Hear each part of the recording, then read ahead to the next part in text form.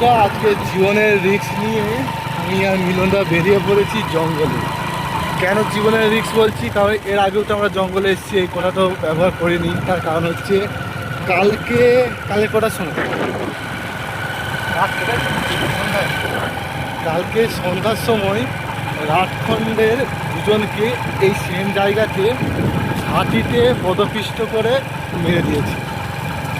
হাতি এখন আছে এই জঙ্গলেতেই রয়েছে।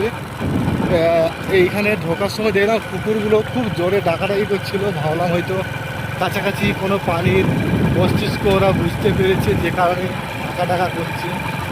তো আমরা সেই জঙ্গলটা দিকেই যাচ্ছি। আমাদের যাওয়ার মূল উদ্দেশ্য হচ্ছে যে হাতিদের দেখা হচ্ছে আমরা পাইছি। জনশূন্য